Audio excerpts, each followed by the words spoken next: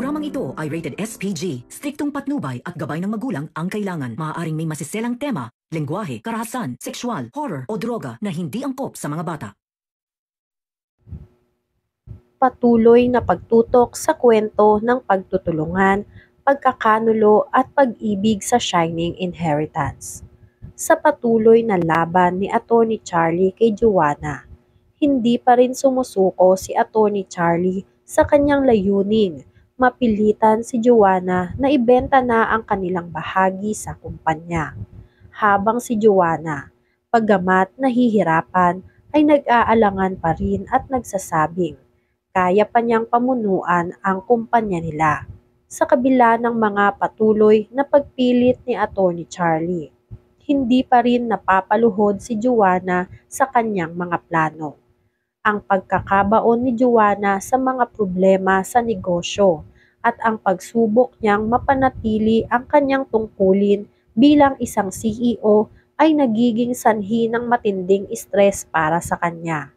Ngunit si Atty. Charlie, na may sariling mga motibo, ay patuloy sa pagpapakita ng malasakit kunwari kay Joanna. Habang sa likod ng mga pahayag na ito ay nagtatago ang kanyang mga pansariling interes sa pagkontrol sa ali-arian. Samantala, si Yuan na nagiging malapit kay Ina ay tila nawawala sa focus at mas pinagtutuunan ng pansin ang kanyang nararamdaman para kay Ina, pati na rin kay Nono.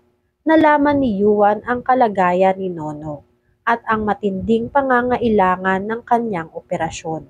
Dahil dito, napagdesisyonan niyang tutulong siya kay Ina kahit pa nahirapan siya sa mga huling pangyayari at mga relasyon. Pinili niyang tulungan ang pamilya ni Ina na walang kapalit. Ngunit si Yuan ay patuloy na nahirapan sapagkat nakatagpo siya ng sarili niyang mga alalahanin at hindi niya kayang tumutok sa kanyang mga personal na problema.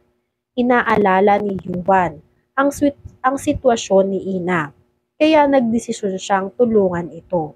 Matapos ang mga magulong pangyayari, nagbayad si Yuan sa ospital bills ni Nono at ipinadala ito agad upang mapagpatuloy ang operasyon ng kanyang kaibigan. Walang kaalam-alam si Ina na hindi si Francis ang nagbayad ng kanyang hospital bill ni Nono sa ospital, kundi si Yuan. Si Francis na may sariling plano at lihim tungkol sa kanyang ama na si Atty. Charlie ay naging saksi sa buong kaganapan at nagpasya na sumunod sa kanyang nararamdaman. Ngunit sa hindi inaasahan, akala ni Ina na siya ang nagbigay ng tulong. Isang pagkakamali na nagdulot ng confusion at mga tanong. Ang pag-asa ni Ina ay nauwi sa isang malaking pasasalamat kay Francis na siyang tinuring na anghel ni Ina. Gayunpaman, si Francis na may pag-aalinlangan sa sitwasyon ay nagtatanong kung dapat bang aminin kay Ina na hindi siya ang nagbayad ng operasyon ni Nono. Ang pagtatago ng katotohanan tungkol sa pagkakautang ni Nono at ang dahilan ng tulong na natanggap nila ay patuloy na nagpapabigat sa isipan ni Francis.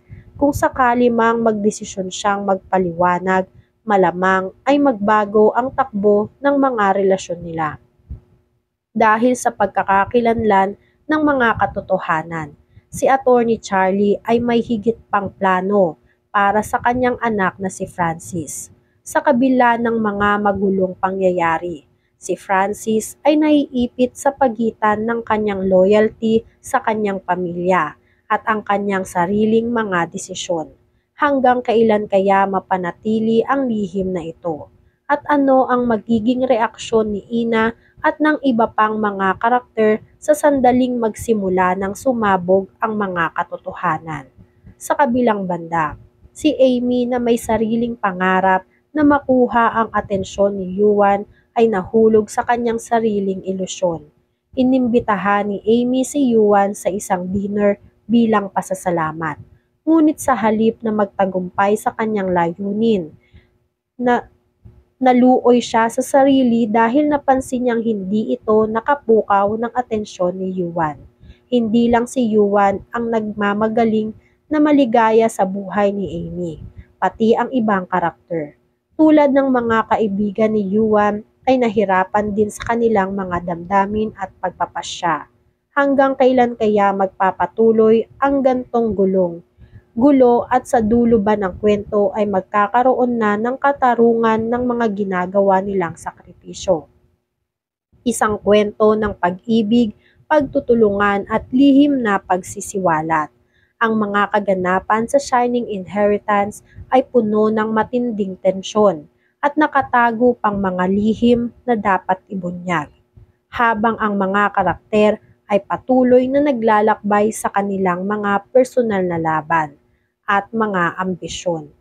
Muling napapaisip si Yuan, ang tulong ba na ginawa niya kay Ina ay may tunay na halaga o ito ay nagsisilbing panandali ang lunas lamang para sa kanilang mga sugat.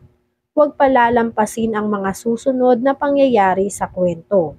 Ang mga karakter ay unti-unting magbubukas ng kanilang mga lihim at ang magiging masalimuot ang paglalakbay na tatahakin nila. Dito nga ay pwepwersahin nitong si Attorney Charlie ang kanyang anak na si Francis na wag sasabihin kahit na kanino ang lahat ng narinig niya. Dahil paliwanag nga ni Attorney Charlie, ito ay mali lang ang pagkakaintindi at pagkakarinig nitong si Francis tungkol sa pinag-usapan nila. Ngunit hindi na naniniwala si Francis sa sarili niyang ama na si Attorney Charlie. Totoo nga raw ang sinasabi ni Ina na magnanakaw ang sarili niyang ama na si Attorney Charlie. Bigo nga itong si Attorney Charlie na kumbinsihin ang anak na maniwala muli sa kanya na wala talaga siyang ginagawang masama. Kaya naman desidido na si Francis na aminin ang lahat kay Ina at manghingi ng tawad kay Ina dahil napagbintangan itong si Ina na talaga namang niloloko si Madam Aurea. Nang dahil sa paniniwala nga raw ni Francis sa sarili niyang ama na si Attorney Charlie, ay nagkaroon ng lamat ang pagkakaibigan nilang dalawa ni Ina. Ngunit sa nangyari kay Nono, ay tila ba nawala lahat ng galit ni Ina dito kay Francis dahil napalitan ito ng pasasalamat kay Francis sa pag-aakala nga na si Francis talaga ang tumulong upang mabayaran lahat ng hospital bills nitong si Nono. Kaya naman ito ngang si Francis ay naguguluhan kung kailan niya ba sasabihin dito kay Ina ang lahat ng nalalaman niya. Pati na rin na hindi siya ang tunay na nagbayad ng hospital bill ni Nono kundi itong si Yuan. Yan nga ang mga kaganapan at mga dapat nating abangan dito sa Shining Inheritance. Kung gusto nyo pa ng magantong klaseng video ay mag-subscribe at i-like itong video na to. Maraming salamat po.